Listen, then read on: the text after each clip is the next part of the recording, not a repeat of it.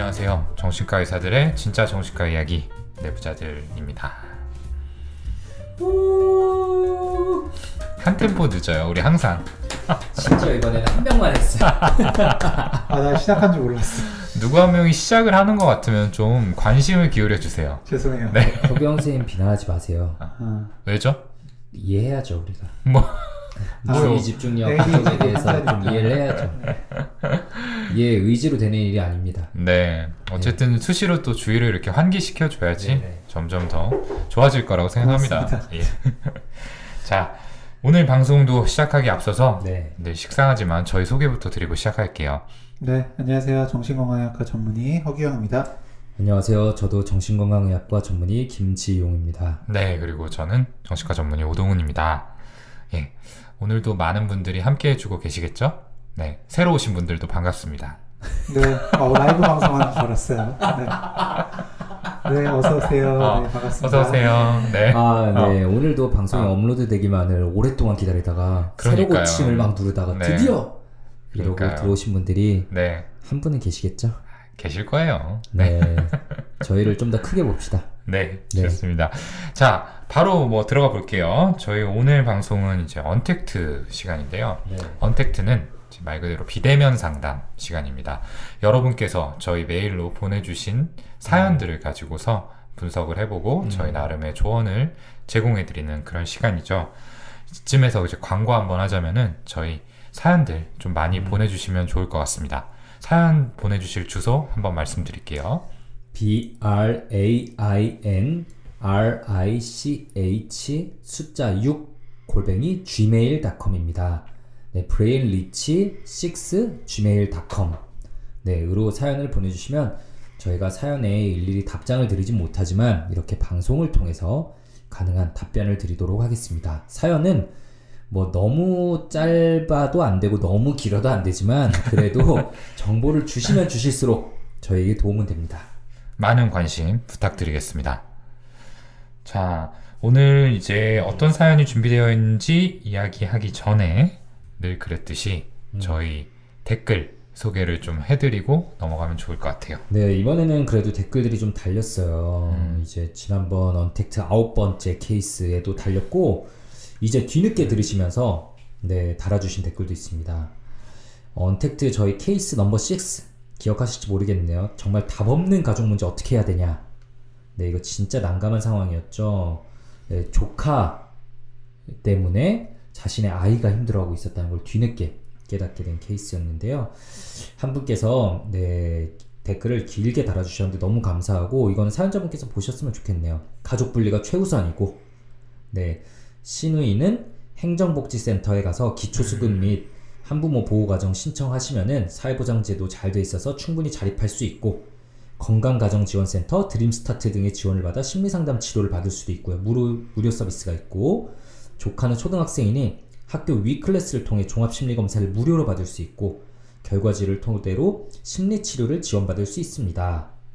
네, 따님의 자존감이 많이 무너졌을 거니 회복이 절대적으로 필요한데 사연자분이 착한 여자 컴플렉스에 갇혀서 이렇게 자신의 가족보다 더 많은 걸 지키려다 현재의 상황들이 일어나고 있는 것 같다라고 분석해 주셨고요. 참지 않는다고 비난할 사람 아무도 없으니 본인과 따님의 안정을 당당히 말씀하시기 바랍니다. 내가 지켜야 할 사람은 내 딸임을 명심하시기 바랍니다. 힘내세요라고 제가 굉장히 축약해서 말씀드렸는데 정말 따뜻한 조언과 현실적인 도움되는 이야기를 다 섞어서 길게 적어주셨어요.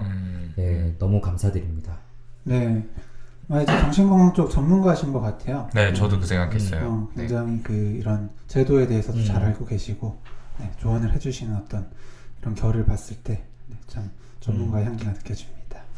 저도 하나 소개드릴까요? 네, 저도 예전에 언택트에 달린 댓글인데요. 그때 악플의 심리에 대해서 저희가 얘기를 한 적이 있었는데 지우는 사람이 이길 수밖에 없다. 정말로 현명한 이야기였어요. 라면서 지용이 형이 그때 해줬던 얘기 같은데 몰라요. 동훈이가 썼는지 제가 썼는지 모르겠어요. 그런가? 네, 그러니까 쓰는 에너지보다 지우는 게 훨씬 에너지가 덜 들기 때문에 우리가 이긴다. 클릭만 하면 되니까요. 하여튼 저는 아니에요. 근데 어쨌든 그 이야기가 좀 잘 와닿았던 말 잘 와 닿으셨나 봅니다. 네.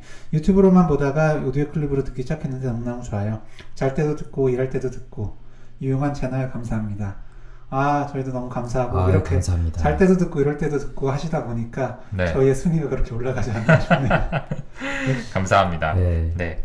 저도 댓글 하나 소개해 드릴게요. 저희는 이제 제일 최근 케이스였죠. 좋아하는 것과 잘할 수 있는 것 사이에서 어떤 일을 선택해야 될지 고민하시는 사연자분의 사연을 바탕으로 이야기를 나눠본 케이스에 이제 익명으로 달린 댓글을 하나 소개해 드리려고 합니다. 자, 오늘 사연 제목 보자마자 내 인생에 대한 벤 다이어그램 짤이 바로 생각나네요. 간혹 가다가 잘하는 일, 좋아하는 일, 하고 싶은 일이 일치하는 사람을 만나는데 정말 제일 부러운 사람입니다. 저도 그렇듯이 대부분의 사람들이 좋아하는 일을 잘하기 위해서 노력하고 잘하는 일을 좋아하게 되고 그런 과정을 거쳐서 직업에 대한 애증과 자부심이 생기는 것 같아요. 힘든 직장생활 다들 파이팅! 금요일에 업로드된 거 일요일 밤에 청취 중인데 서럽네요. 라고 이모티콘까지 네. 같이 달아주셨어요. 네. 저 정말 좋아하는 일을 잘하기 위해서 노력하는데 또 잘하면 얼마나 좋겠어요. 오늘 아침에 이제 진료가 없을 때 잠깐 NBA를 틀어서 보는데 그 NBA에 드래프트된 이제 보스턴에 있는 브라운이라는 선수가 있죠. 호경 선생님 알 텐데 네. 그 브라운이라는 선수의 짧은 인터뷰가 나오는데 NBA 데뷔하기 전에 인터뷰인데 마치 농구가 자신을 선택한 것 같다. 너무 좋다. 너무 좋아서 헤어나올 수가 없다. 라는 얘기를 하는데 진짜 그 찐 행복이 느껴지더라고요. 근데 옛날에 또 유명한 그 인터넷 짤로 돌아다니던 게 있는데 연세대 농구부 선수들이 호경 선생님 그 짤 혹시 알까요? 연세대 농구부 선수들이 체육관 앞에 벤치에 앉아서 이제 그냥 학교 농구 코트에서 농구공을 가지고 노는 그 일반 대학생들을 보면서 쟤네는 농구가 재밌을까? 우리도 저랬던 시절이 있었겠지?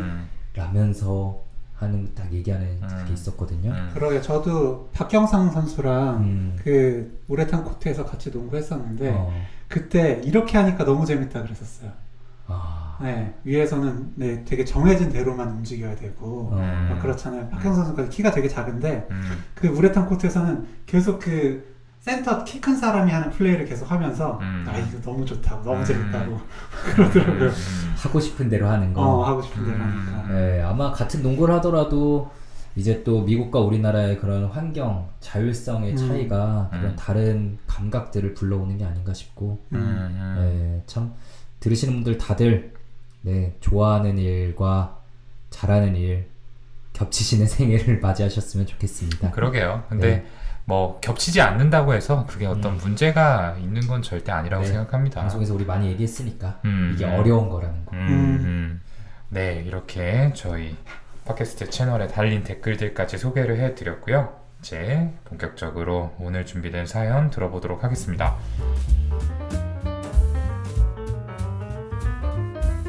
오늘의 사연은 허경 선생님 목소리로 들어보도록 하죠. 안녕하세요. 팟캐스트 시작 때부터 내부자들을 즐겨 듣던 사람입니다. 제가 메일을 쓰게 된 이유는 다름 아닌 제 남자친구 때문이에요.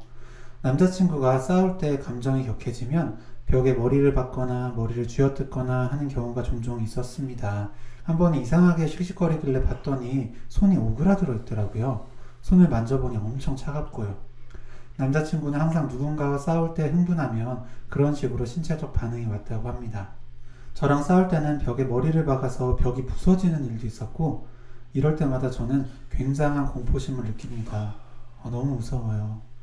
남자친구는 저를 해칠 일은 없으니 걱정 말라 하지만 그냥 그런 행동 자체가 저에게는 폭력 같다고 느껴집니다.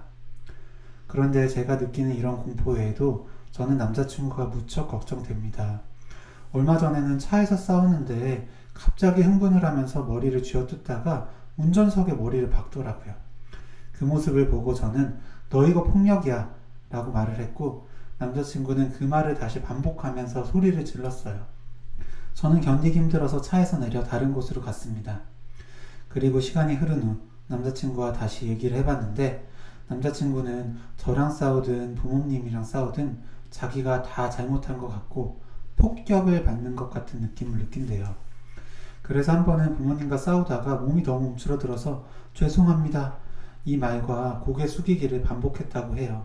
저랑 싸울 때도 제가 하는 말이 폭격을 퍼붓는 것처럼 느껴져 몸이 움츠러들었다고 하더라고요. 신체적으로도요. 저는 싸울 때 남자친구의 이런 모습이 두렵기도 하고 또 한편으로는 걱정이 돼요. 스트레스가 극에 달해 이런 현상이 나타나는 것 같은데 크고 작은 갈등은 살면서 피할 수 없잖아요. 이런 게 쌓여서 남자친구가 좋지 않은 행동이나 제대로 된 판단을 하지 못할까봐 아니면 혈압이 너무 올라 신체적으로 문제가 생기진 않을까 별별 걱정이 다 듭니다. 병원에 가보라고 권유를 했는데 남자친구는 2, 3년 전에 가보았지만 약이 맞지 않아 고생했다고 병원에 가는 걸 꺼립니다. 어차피 가도 약이 맞지 않을 것 같다고요. 남자친구한테 왜 이런 반응이 생기는 건지 또 이걸 해결하려면 어떻게 해야 할지 조언을 구하고 싶습니다. 남자친구는 부모님의 기대를 한 몸을 받고 자라서 책임감이 큰 편이고 이에 따른 스트레스도 많습니다. 저랑 연애를 할 때에도 저의 문제까지 모두 자기가 안고 해결하려는 성격이에요. 이런 성격과도 연관이 있을까요? 도움을 청할 곳이 없어 이렇게 메일을 보내봅니다. 꼭 봐주셨으면 좋겠어요. 감사합니다. 사연 잘 들어봤습니다. 자, 들으면서 좀 어떤 생각들을 하셨나요? 두 분은? 두 사람 다 공감이 가는 게 왜냐하면 각각의 입장에 처한 사람들의 이야기를 다 들었던 것 같아요. 진료실에서.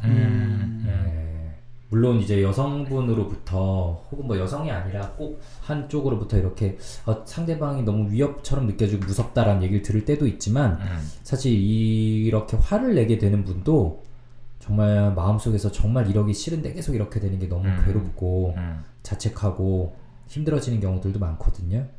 네, 그래서 네, 양쪽 다 어떤 마음일지 좀 들었던 사람들을 통해서 약간은 떠오르고 공감 가고 저는 좀 그랬습니다. 네, 저도 굉장히 비슷한 분이 한 번 떠올랐거든요. 그래서 그 이제 만나는 분과 네, 어떤 문제로 인해서 네, 되게 스트레스를 받는데 막상 그 사람한테 표현은 하지 못하고 차만 타면 되게 분노하게 되는 네, 그런 분이 최근에 그런 얘기를 들었었는데 네, 좀 오버랩되는 느낌이었습니다. 네. 이 분도 힘드시겠지만 남자친구도 좀 많이 힘드실 것 같아요. 그러니까요.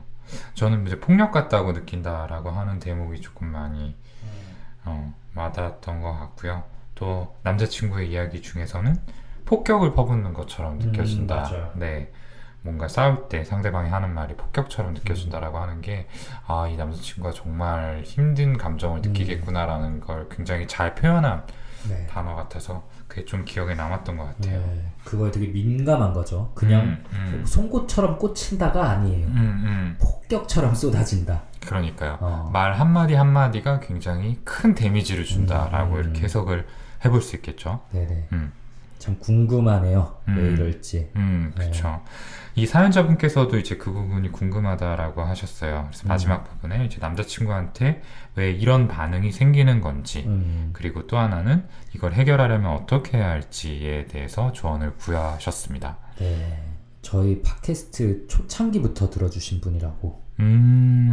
너무 감사하고 감사한 만큼 저희가 네. 실망시키지 않는 퀄리티의 갑자기 너무 답을 드려야 부담스러워. 될 것 같은 부담이 느껴집니다. 하지만 뭐 저희에게는 오 박사님이 있으니까 역시 뭐 어떻게든 되겠죠. 그거 하지 말라고 했죠. 저뿐만 아니라 듣는 분들도 싫어하세요. 누가 싫대요? 그거 언제 한번 댓글 중에 있었어요. 그래? 네. 기억나? 기억 안 나요? 저도 아니요. 기억 안 나요. 뭔가 책임을 떠넘기시는 것 같아서 듣기 불편하다는 댓글이 있었습니다. 제가 달았어요. 말하고 나서 보니까 꿈에서 봤어요? 아닌데 봤는데. 네. 다시 한번 제보 부탁드리겠습니다. 분명히 있었어요.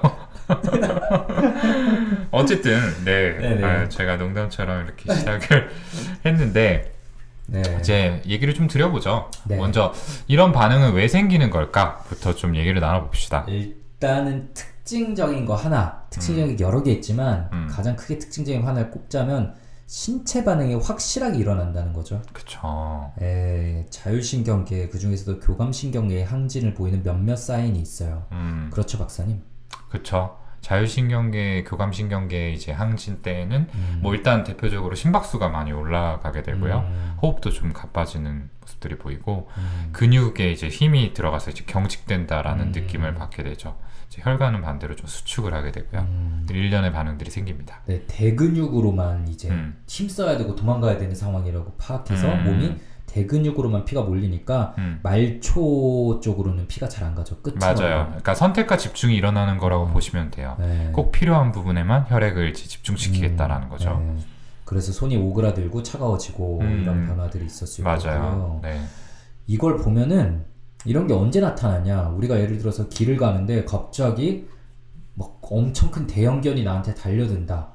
혹은 갑자기 누가 칼을 들고 나한테 쫓아온다 이러면 우리 몸에 나타날 반응들인데 이거를 자기가 그냥 비난받았다라고 느끼는 상황엔 이렇게 되는 걸 보면 진짜로 이게 작은 스트레스가 아니라 뇌에 엄청 큰 스트레스로 가해지는 거거든요. 뇌에 확 영향이 가는 거고 그래서 저는 제 개인적인 경험상으로는 이런 말에 이 정도의 영향을 받으시는 분들은 다툼, 마찰 이런 거에 관련된 트라우마가 있는 분들이 솔직히 좀 많았어요. 네, 민감하게 반응할 수밖에 없는.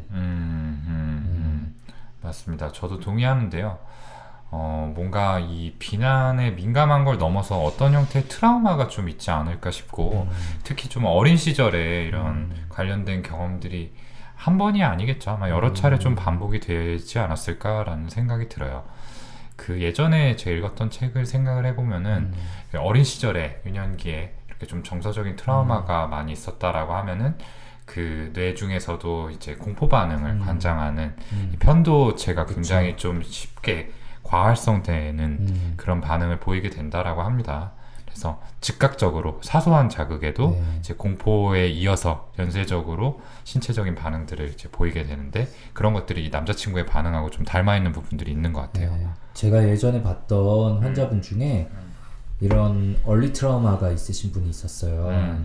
어릴 때부터의 트라우마가 있었고 그 아버지가 굉장히 폭력적이고 그래서 가정폭력이라는 거 많이 못 겪으셨던 분인데 그분이 다른 것 때문에 신경과에서 MRI를 찍었는데 거기서 아무 이상이 없다면서 그래도 저한테 한번 봐달라고 들고 오셨는데 제가 MRI를 그렇게 잘 보는 사람은 아니지만 뭔가 특징적인 부분이 있는 거예요. 이거 좀 약간 내가 보던 거랑 다른데? 이러고 밑에 판독을 봤더니 역시나 거기도 판독에도 적혀있긴 적혀있더라고요.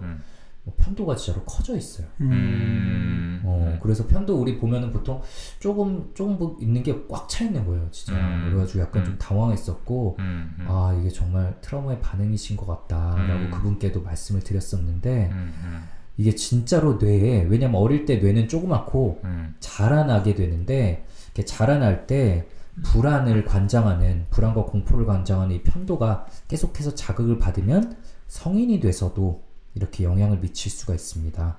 저희가 어린 시절에 트라우마가 어떤 게 있냐에 대해서는 또 여러 번 얘기했었는데 이거는 또 허규영 선생님이 이 분야에 공부를 좀 하셨기 때문에 그러게요. 논문도 했었죠. 발표하셨죠? 그렇죠. 네. 네이버에 검색하면 아직도 나와요. 네. 대한신경정신과학회에서 발표하셨나요?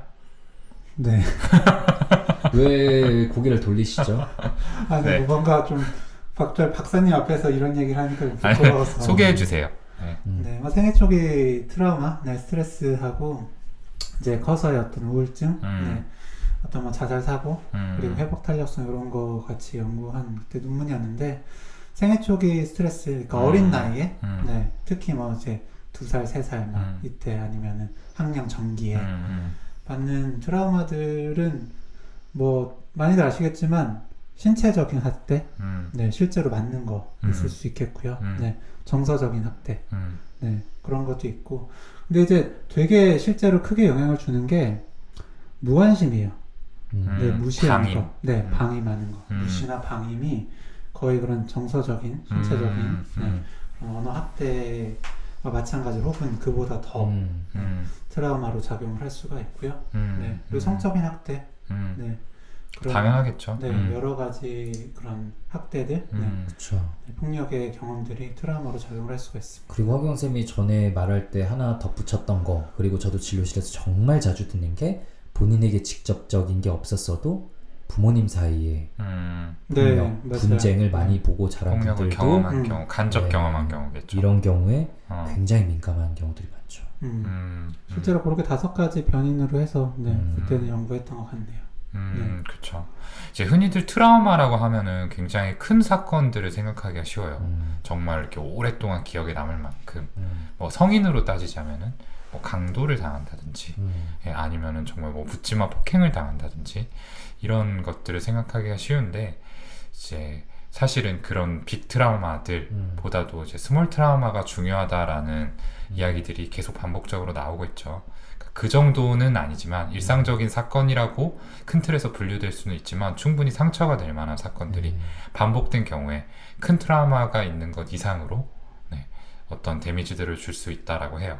특히 아이들에 대해서는 이 이론이 크게 적용이 되는 것 같습니다. 예. 제가 오늘 진료했던 분도 현주 사이에 많이 안 좋아져서 오신 거예요. 그래서 무슨 일이 있었냐에 대해서 얘기가 나왔는데 결국 이분이 한 주 사이에 부모님 사이의 다툼과 이제 다른 형제 자매분의 다툼을 목격을 했는데 그게 그냥 이분에게 그렇게까지 큰 영향을 미친 거죠. 자기가 싸운 것도 아니고 그냥 목격을 했는데 그럼 이게 왜 이렇게 크게 영향을 미치냐 파고들면 결국 그게 이분이 어린 시절에 엄청나게 스트레스를 받았던 지점이거든요. 자기는 되게 어린데 힘이 없는데 부모님끼리 싸우는 거를 계속 보고 그것 때문에 공포에 질리고 도대체 어떻게 할 수 없었던 그런 트라우마가 그냥 지금 건드려지면 그냥 엄청나게 힘들어집니다.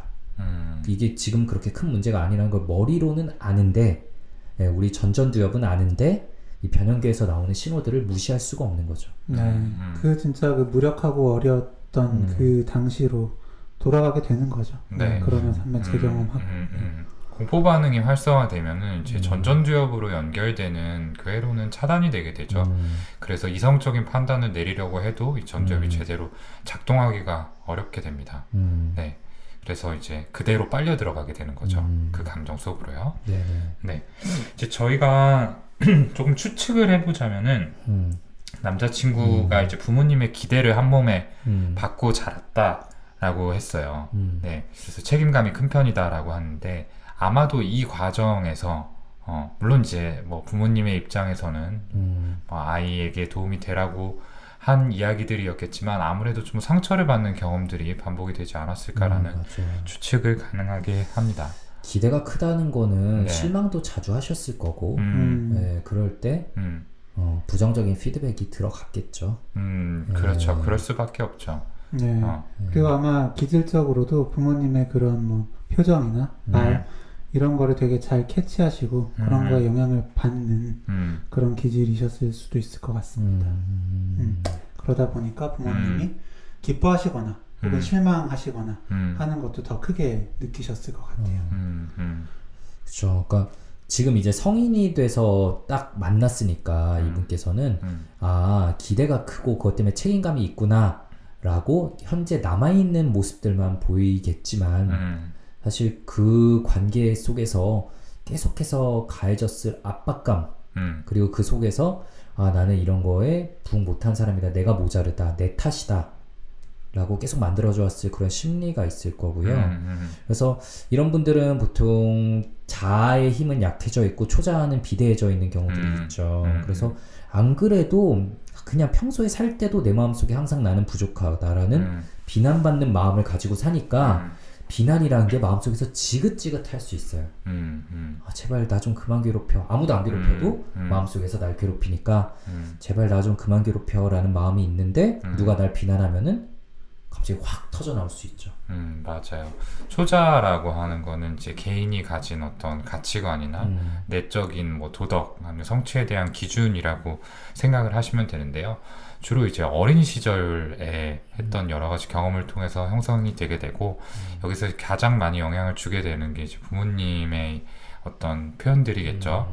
네, 부모님이 이런 했던 기대들이 이제 이 남자친구의 안쪽에 뭐 저희는 이제 함입이라고 표현을 하게 되는데 안쪽에 들어와서 이제 자리를 잡게 되면서 이게 어떤 내적인 기준으로 계속해서 작동을 하게 됐을 거고요. 이 기준이 이제 너무 엄격하다 보니까 우리가 밖에서 봤을 때는 충분히 잘 해냈고 칭찬받을 만한 상황에서도 스스로는 좀 비난을 하게 되는 그런 패턴이 반복되지 않았을까라는 생각을 하게 해요. 아무튼 참 이런 부분이 그 부모님과 싸우다가 몸이 움츠러들어서 죄송합니다 이 말을 반복했다고 하셨잖아요. 네. 이 부분이 평소에 이 사연자분의 남자친구가 스스로 어떻게 생각하는지, 그러니까 얼마나 스스로가 좀 잘못되고 좀 부적절한 사람이라고 인식하는지를 좀 보여주는 부분이었던 것 같습니다. 맞아요. 그러니까 안 그래도 나 힘들어, 안 그래도 나 비난하는데 제발 누가 나 좀 더 비난하지 마 라는 마음으로 좀 살고 있을 거고, 그래서 약간이라도 비난받게 된다라고 느끼는 상황에 확 더 크게 터져 나오는 거, 이런 거를 이제 또 심리학 용어로는 이제 내면아이의 개념으로 또 설명을 하기도 하더라고요. 이제 부모라는 주 양육자와의 관계 속에서 만들어진 내 마음속에 있는 내면아이라는 존재가 있고, 그 관계 속에서 좀 힘든 게 많았을수록 내면아이는 성인이 돼서도 남아서 영향을 미치는데, 평소에는 이 내면아이를 거의 못 느끼면서 살지만 내면아이에게 있는 멍이 딱 눌려지는 순간에는 확 폭발적인 감정 반응이 튀어나올 수 있죠. 근데 이분 남자친구의 마음속에 있는 내면아이의 멍은 비난이라는 부분일 수 있어요. 그래서 다른 거에는 안 건드려지는데 딱 비난받는다고 느껴지는 순간에는 한 예를 들어 한 10 정도, 남들은 10 정도 화낼 거를 한 100 정도가 확 터져 나올 수가 있는 거죠. 멍이 건드려졌으니까. 맞아요. 저는 사실 어떻게 보면은, 그러니까 한번 화가 딱 났을 때 그거에 대해서 비난받아서 더 움츠러들고 막 그런 스트레스 반응이 나오는 건 좀 이해가 되기도 하는데, 사실은 좀 잘 안 싸우실 것 같기도 했거든요. 네, 근데 보면은 꽤 그래도 자주 싸우게 되고, 부모님이랑도 좀 싸우고 이런 일들이 생기는데, 그런 어떻게 하다가 싸우게 됐는지, 네, 남자친구에게 그런 지용이 형이 말한 그런 멍, 어떤 뭐 그렇게 자극하게 되는 건 무엇인지 찾아보는 게 중요할 것 같아요. 네, 아마 그거 역시도 좀 나를 비난하거나 네, 무시하거나 네, 이런 것들이지 않을까 싶기는 한데요. 그러게요. 근데 이제 그 안에서도 이제 특별히 무엇에 대한 비난이냐 해서 갈릴 수가 있는 거겠죠. 그렇죠. 네, 뭐 성취에 대한 비난에 유독 좀 민감할 수도 있는 거고요. 뭐 이외의 다른 부분들에 대해서 민감할 수도 있는 거고.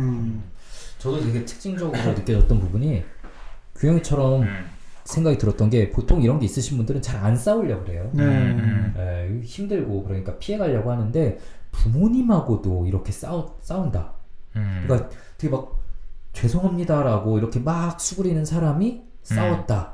이 말은 반대로 말하면 이제 한계에 닥친 거 아닌가. 예, 정말 쌓이고 쌓인 게 진짜 터져 나오는 상황 아닌가. 눌렸던 분노들이.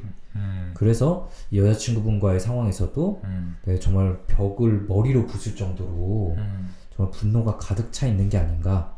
네, 이런 생각이 듭니다. 네.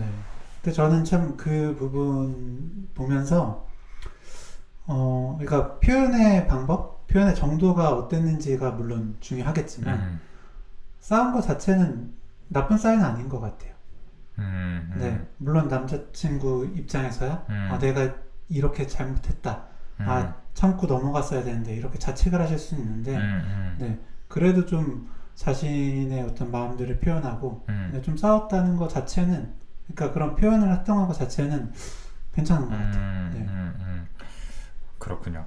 근데 저는 조금 이제 염려가 되는 부분은, 여기 이제 책임감이 크다라는 표현도 했었고, 연애를 할 때에도 상대방의 문제까지 자기가 안고 해결하려는 성격이다라는 걸 보면은 평상시에는 최대한 참고 좀 억눌러서 좀 버티려는 그런 성향이시지 않을까라는 생각이 그렇죠. 들어요. 그래서 정말 이제 아까 지용 형이 얘기한 것처럼 정말 참고 참다가 예, 한계에 부딪힌 그런 상황에서 이렇게 한 번씩 빵빵 터지게 되는 거 아닌가. 예, 싸우게 되고 또 거기에 의해서 폭발적인 감정 반응을 보이는 거 아닌가 라는 생각이 들거든요. 네. 그리고 저희가 이제 얼리 트라우마가 있을 가능성이 높다라고 말씀드렸는데, 아까 이제 규영이가 한 말도 되게 중요하다고 생각해요. 기질적으로 이제 조금 그런 비난받는 듯한 자극에 예민하신 분들도 있고요. 또 기질적으로 그냥 이 변형계가 조금 더 과활성화되는 분들도 분명히 있습니다. 그렇죠. 네. 개인이 타고나는 소인이 분명히 있겠죠. 네네. 그래서 혹시 남자친구에 너무 큰 상처가 있나? 라고 고민하실 수도 있는데, 사실 없을 수도 있어요. 그냥 뇌의 균형이 조금 다른 걸 수도 있고요. 그런데 그 부모님과의 이런 심리적인 관계가 있다는 거를 미루어 추측해 볼 때는 저희가 얘기했던 것처럼 전자 쪽의 가능성, 좀 꾸준히 상처받고 비난받는 경험들을 통해서 좀 눌리고 자존감은 손상받고 쌓여왔던 부정적 감정이 이제 터져나오는 거 아닌가, 이쪽 가설에 조금 더 힘이 실리긴 합니다. 그럼 이제 지금까지 남자친구한테 왜 이런 반응이 생기는지에 대해서 뭐 가설이긴 하지만 저희가 여러 가지 말씀들을 드려봤고요. 그럼 이제 두 번째로 이걸 해결하려면 어떻게 해야 될지에 대해서 또 말씀을 나눠보죠. 저는 일단 약 씁니다. 약 써야 된다고 생각을 하고요. 음, 왜냐하면 정말 특히나 이 신체 반응이 뚜렷하기 때문에 더더욱 써야 된다고 생각을 해요. 뇌가 불안한 뇌고요. 이거는 항우울제랑 항불안제를 저는 써서 잡아야 된다고 생각을 합니다. 불안을 조금 더 강하게 잡는 SNRI 계열의 항우울제를 저는 처음에 오시면 쓸 것 같고요. 쓰다가 좀 잘 안 잡힌다 이러면 아빌리파이 같은 약물을 좀 빨리 얹어서 조금 더 세게 잡아볼 것 같아요. 디테일하네요. 그러게요. 저도 약물 치료를 하기는 할 텐데, 근데 물론 이 남자친구분의 이런 반응들의 빈도가 어느 정도인지가 일단 중요할 것 같고요. 근데 설명을 좀 드릴 것 같아요. 약을 쓰긴 쓰지만, 이게 당장, 누구누구시게 이렇게 작용을 하지 않을 수 있다. 네. 그러니까 좀 오래 드시고, 꾸준히 드셔야 좀 장기적으로 이런 효과를 보실 수 있다. 말씀을 드릴 것 같습니다. 약을 드시면서도 한 번씩 욱하게 되고 이제 올라오는 거는 또 어쩔 수 그럴 수 없는데, 있죠. 네, 그거 한 번 한 번에 되게 좀 또 좌절을 하실 수도 있잖아요. 맞아요. 그런 부분을 설명드리는 게 생각보다 좀 중요한 것 같아요. 어쨌든 이제 약을 먹기로 결심했다라는 게 아직까지는 굉장히 좀 크게 큰 노력이 좀 필요한 부분이다 보니까 반대로 결심을 하신 분들이 좀 생각보다 큰 기대를 가신 분들이 계시더라고요. 네, 그랬을 때 이 기대가 충족되면은 다행이지만 예상에 미치지 못했을 때 분명히 효과가 있는데도 불구하고 내가 생각한 만큼의 효과가 아니라서 중단을 하게 되는 경우도 있는 것 같습니다. 네, 예전에 잘 맞지 않아서 고생했다. 병원에 가는 걸 꺼린다. 어차피 가도 약이 맞지 않을 것 같다. 이렇게 얘기하시는데도 아마 뭐 좀 이유가 있을 건데요. 저는 혹시 이 남자친구분께서 치료를 피하는 심리, 그러니까 이것 역시 과도한 책임감에서 비롯되는 부분이 아닌가 좀 의심되는 게 있어요. 그러니까 치료받으면은 그걸 실패로 여기게 되시는 분들이 많더라고요. 그러니까 내 삶이 뭔가 실패했다. 문제가 있다. 하자가 있다. 특히나 부모님의 기대에 부응하는 사람이 되지 못했다. 라는 식으로 생각이 이어지게 되는 경우들이 꽤나 있더라고요. 그래서 이분께서 과거에 잘 안 맞았어도 치료가 어쨌든 지금 문제가 계속되면, 특히나 자기가 사랑하는 여자친구를 이렇게 겁먹게 만드는 상황이 지속되면 이거는 어쨌든 치료를 다시 시도해야 되는 거잖아요. 다른 곳에 가서 그렇죠. 치료를 시도해야 되는 거죠. 근데 어차피 안 맞을 거다 라고 얘기하고 있는 거는 좀 이렇게 뭔가 부모님의 기대에 부응하지 못하는 사람이 되는, 실패자가 되고 싶은 거를 피하고 싶은 마음이거나 아니면 어린 시절에 이런 좀 더 근원을 짚어보는 이런 이야기들, 내가 왜 이게 힘든가에 대해서 이야기하는 걸 좀 회피하고 싶은 마음에 합리화가 나오고 있는 건 아닌가라는 생각이 좀 들었습니다. 아마 이제 책임감이 강하신 스타일이라고 하셨으니까 이런 문제들 역시 뭔가 본인의 의지로만 해결해야 된다라고 생각하실 가능성도 높아 보입니다. 그러니까 애초에 병원을 찾아서 어떤 치료자 혹은 다른 사람들의 이제 도움을 받는다는 것 자체가 이분의 기준에서는 실패로 여겨질 수도 있다라는 거죠. 그래서 조금 이제 열린 마음으로 편하게 도움을 받으셨으면 하는 마음이 있고요. 근본적으로는 사실 상담이 꼭 같이 동반이 되어야 될 거라고 생각을 해요. 사실 어떤 문제가 있는지 저희가 뭐 추측은 했지만 알지 못해서 조심스럽지만 사실 대부분의 경우에는 저희가 말씀드린 것처럼 어린 시절의 상처를 동반하고 있는 경우들이 있고, 이게 사실 뭐 얘기를 한다고 해서 없어지지는 않죠. 기억을 삭제할 수 있으면 굉장히 좋겠지만 이제 그렇게 할 수는 없지만요. 그럼에도 다시 이렇게 상담을 통해서 기억을 꺼내는 이유는 조금 더 편안한 분위기에서 이러한 경험을 털어놓는 것 자체가 그 기억을 좀 재구성하는 데 도움을 주기 때문이거든요. 굉장히 힘든 감정하고 지금 엮여있는 기억일 텐데 그거를 조금이라도 이렇게 편안하게 좀 통제된 환경 속에서 자기가 기억을 다시 꺼내놓고 다룬다는 것 자체가 이 트라우마를 조금 희석시킬 수 있는 역할을 하는 거죠. 네. 저는 이분 되게 표현하는 연습 많이 같이 할 것 같아요. 네. 그러니까 아까 이제 표현한 것 자체는 괜찮다라고 말씀을 드린 게 이런 표현하면 안 돼라는 생각이 아마 있으실 수도 있어서 더 참다가 터지면 이렇게 되는 거잖아요. 네. 미리미리 조금씩 그런 뭐 속상한 일, 네. 좀 힘든 일들 미리 얘기를 하셔야 짐이 좀 빠지고 네, 이렇게 어떤 뭐 굉장히 심한 형태로는 나오지 않을 수 있는 거니까 네, 조금 상황을 미리 얘기하고 네, 미리 표현하시도록 하는 네, 그런 상담이 좀 도움이 되시지 않을까 네, 싶습니다.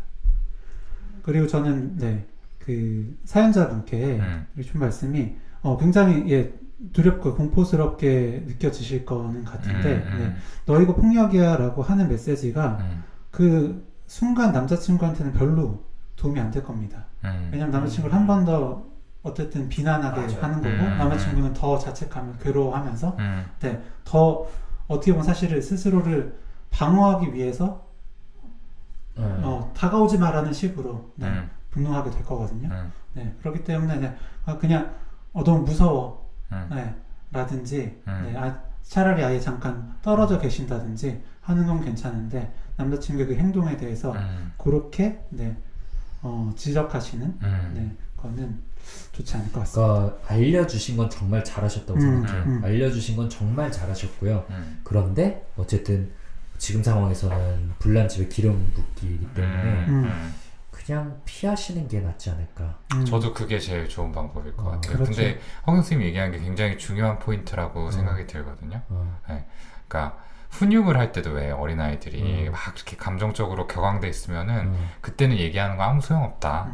진정될 때까지 기다리고 옆에서 지켜보면서 기다리고 그다음에 진정이 된 다음에 얘기하라라고 보통 말을 해요. 똑같이 적용될 수 있는 원칙인 것 같습니다. 그래서 뭐 가능하다면, 그러니까 안전이 보장되는 범위 내에서는 네가 진정될 때까지 난 기다릴게 라고 이제 차분하게 대응해 주시면서 지켜보시면은 제일 좋을 것 같고요. 근데 만약에 조금 이제 위험하게 느껴지거나 아니면은 이제 사연자분도 이게 다투는 중이니까 감정을 통제하기 어려울 수 있잖아요. 그러니까요. 그럴 것 같으면은 지용 형이 얘기한 것처럼 그 자리에 피하시는 게 좀 더 현명한 방법이 되지 않을까 싶네요. 네, 저희가 여러 가지 이야기들을 좀 드려봤는데 약간은 좀 두서없게 느껴지는 부분도 있겠지만 그래도 좀 도움이 되셨으면 하는 바람이고요. 아무쪼록 사연자분하고 남자친구분 모두 좀 안정을 찾으시기를 진심으로 바라겠습니다.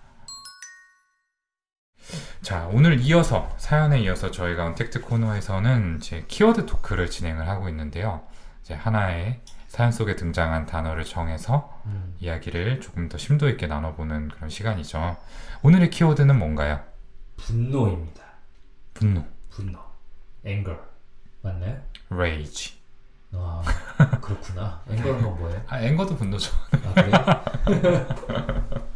분노의 표현이 영어로 한 38가지 정도 있대요. 네, 뭐 fury 이런 네, 것도 있고. 맞아요. 왜요? 왜 이렇게 많아요? 그렇게 많다 하더라고요. 그건 또 어디서 본 거예요? 지금 찾아봤나요? 아니 저희 예전에 팟캐스트에서 했었어요. 아, 그래요? 죄송합니다. 네. 그래요? 그 새를 못 참고 또 비난하려고 그랬는데. 거의 40가지 정도가 된다. 아, 네. 오, 놀랍군요. 네.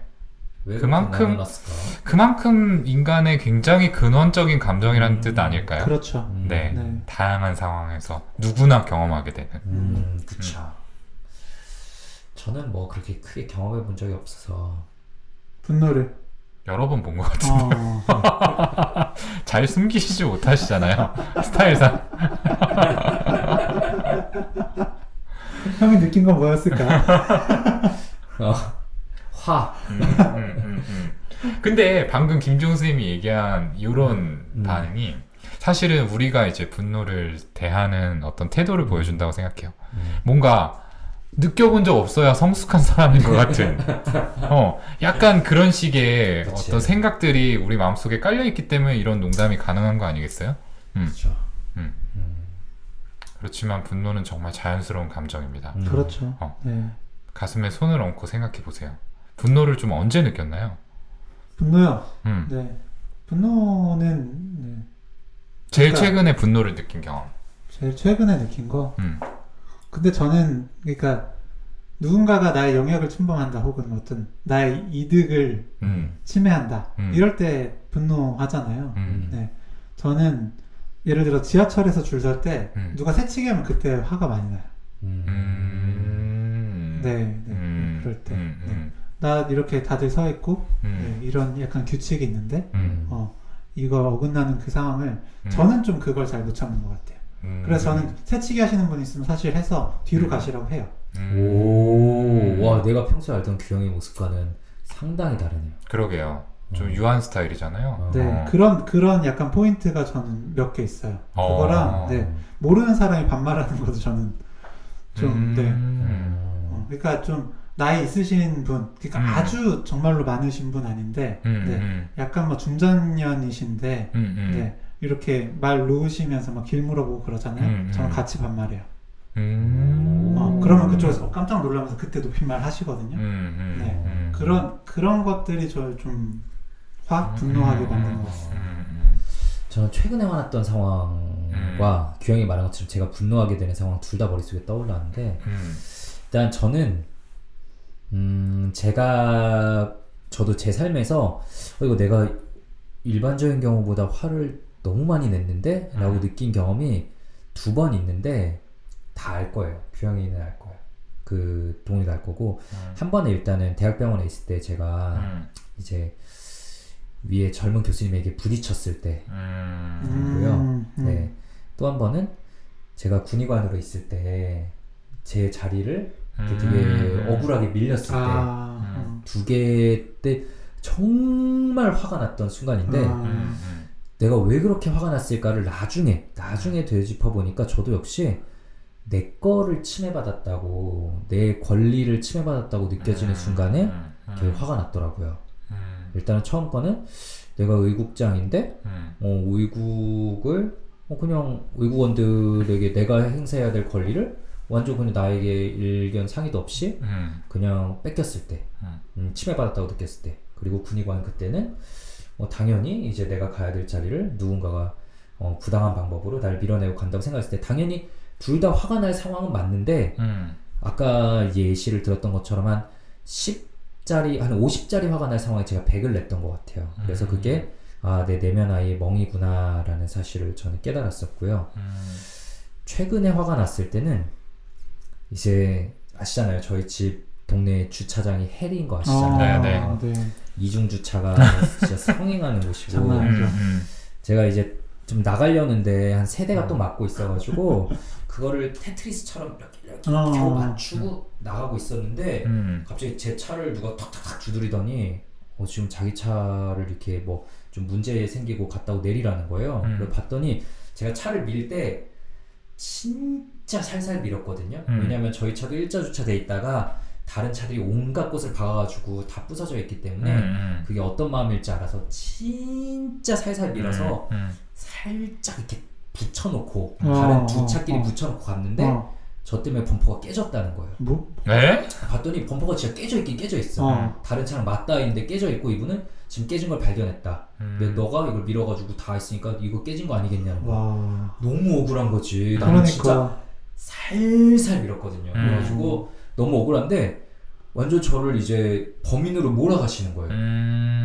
네가 그랬다. 그런데 막 동네에 지나가던 할머니들도 갑자기 보더니 이게 어떻게 된 일이야? 왜 그랬어? 이러면서 막 몰려들면서 어차피 내가 이제 완전 잘못한 사람이 되는 거야. 그래가지고 너무 화가 나는 거야. 너무 화가 나서 이제 그럼 같이 블랙박스를 확인해보자. 그리고 그분 저보다 나이가 꽤 있으신 분이었는데 그분 차 블랙박스를 틀고 주차 목록에 이렇게 주차 충격 목록을 틀었는데 역시 그 충격이 아예 없으니까 거기 잡히지도 않았고 그래서 저는 제 거 아니다 라고 이렇게 주장하다가 결국은 그냥 잘 끝났거든요. 네, 그분이 그냥 나중에 전화 와서 그냥 넘어가자라고 이렇게 끝났는데 넘어가자가 아니고 가는데. 근데 그분 입장에 생각해보면 또 사실은 다 있는 것만 확인했는데 부서져 있는 거를 그때 본 걸 수도 있으니까 그분 입장에서 억울할 수도 있겠지만 저는 또 되게 억울하고 화가 났었고 정말 오랜만에 얼굴이 시뻘개지면서 화를 냈던 것 같아요. 화나죠. 근데 그분 입장에서는 아마 이놈이 사실 지가 해놓고 왜 이렇게 화를 내? 라고 느낄 수도 있었을 거고 뒤늦게 돌아보면 이런 생각이 들지만 정말 지금 생각해도 얼굴이 붉어지네. 그렇군요. 그렇겠네. 네. 근데 뭔가 두 분은 조금 이렇게 일반적인 누구라도 좀 화가 날 법한 상황에서 화가 나신 것 같은데 저는 좀 진짜 민감한 상황이 있어요. 저는 제가 계획한 대로 뭔가가 잘 안 되면은 사실은 화가 되게 많이 나는 스타일이에요. 그런 분들도 많으시죠. 네. 예를 하나 들어보자면은 뭐 최근의 일은 아닙니다. 제가 와이프랑 연애할 때 춘천으로 놀러 가려고 이제 기차표를 예매를 했어요. 그래서 이제 내가 표 이렇게 끊어놨고 이렇게 준비 잘 해놨어 라고 이제 의기양양하게 기차역에 도착을 했는데 제가 하루 다음날 걸로 끊어놓은 거예요. 그래서 다행히 표가 있어가지고 이제 입석으로 가게 됐어요. 근데 그게 너무 화가 나는 거예요. 저 자신한테 내가 이런 너무 정말 속된 말로 뭐 같은 이런 실수를 하다니 이거 정말 받아들일 수가 없다. 맞아요.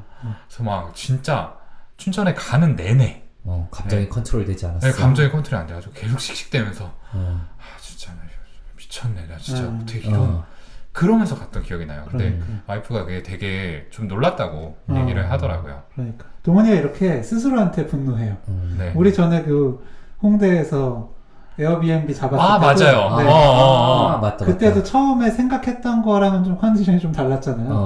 그때 동훈이가 잡았던 건데 저희 나름 괜찮았거든요. 네. 동훈이가 근데 계속 기분이 안 좋아. 저는 약간 그거를 좀 못 받아들여요. 특히 저의 실수로 인해서 뭔가가 어그러졌다. 내가 계획한 무언가가 그러니까 내 손으로 내 계획을 망가뜨린 거죠.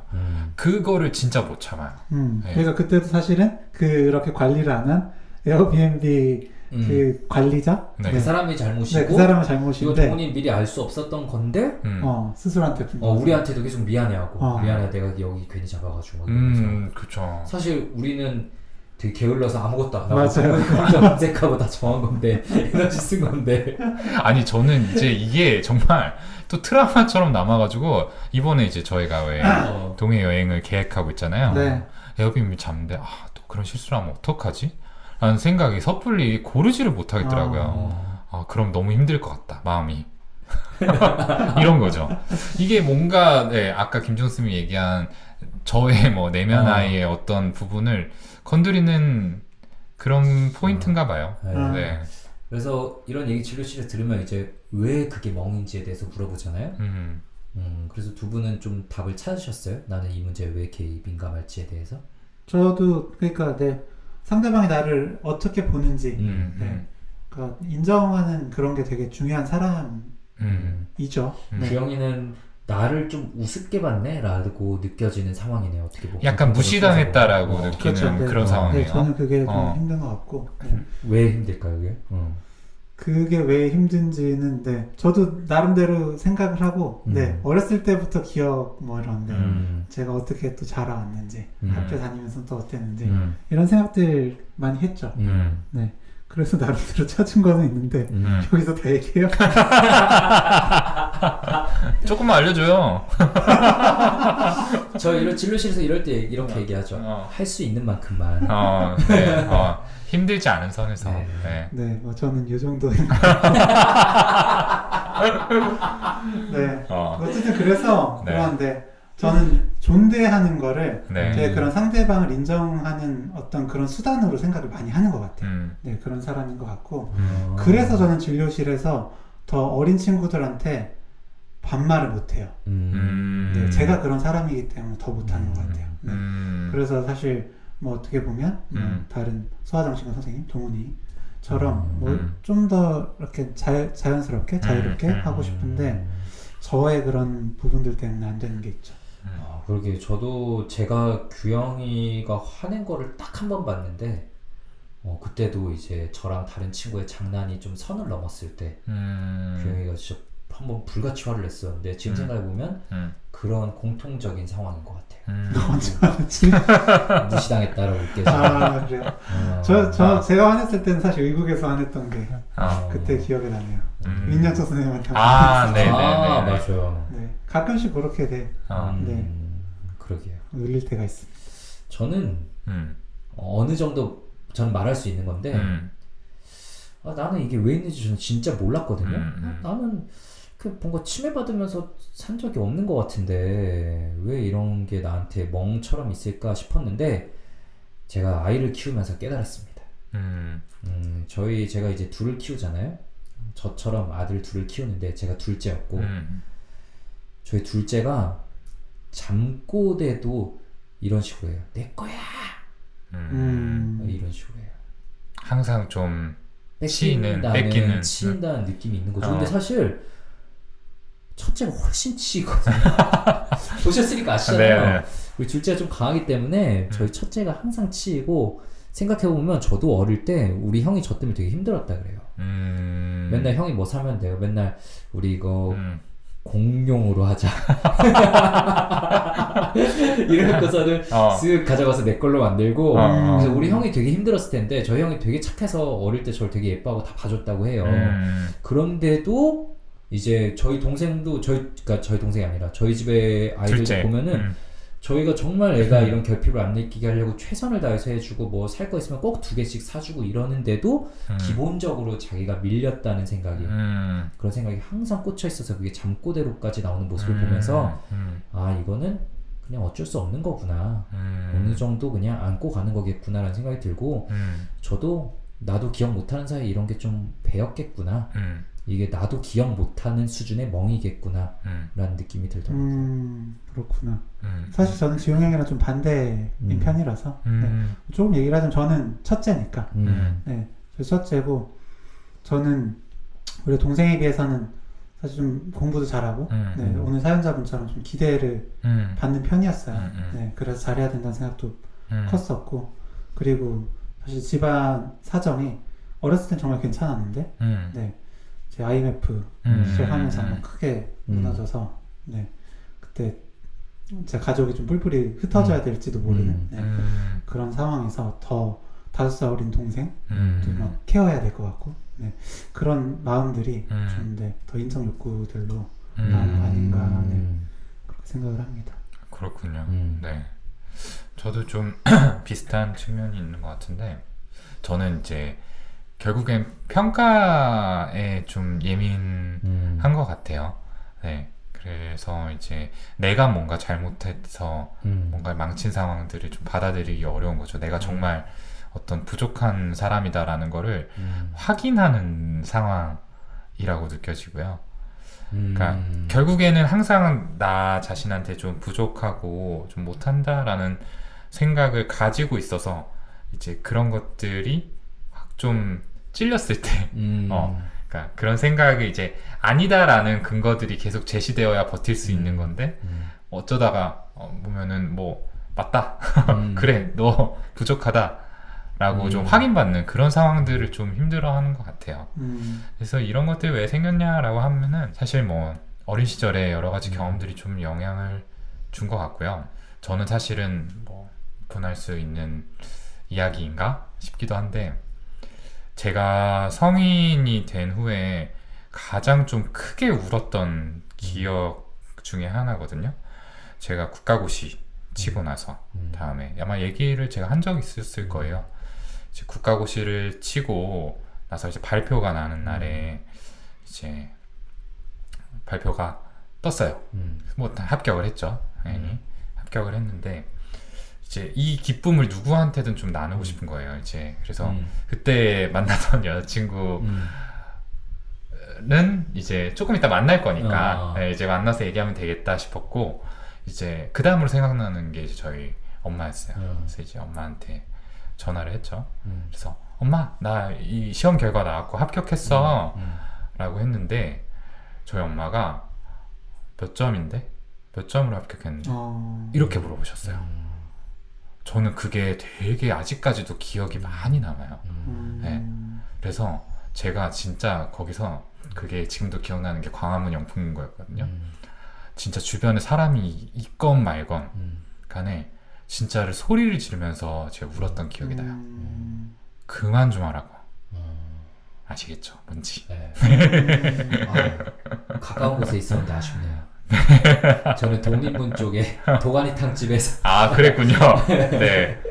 근데 그런 게 네. 뭔가 정말 제대로 뭔가가 눌렸다라고 생각이 드는 순간이에요. 지금 돌이켜보면은. 네. 굉장히 그때의 어떤 분위기나 제가 느꼈던 감정이 생생하거든요. 네. 네. 사실은 이제 그런 경험들이 좀 반복이 됐던 기억들이 있어요. 네. 그게 이제 그쵸. 저에게 어떤 아까 사연자 분의 남자친구분처럼 좀 그 기준들이 내면화가 되지 않았을까 싶고, 맞아요. 제가 저를 바라보는 디폴트 값이 조금 그렇게 형성이 되지 않았을까 싶습니다. 이거 좀 너무 나갔나요 혹시? 아니 네, 이 얘기? 다 네, 그렇죠. 그렇죠. 네, 네.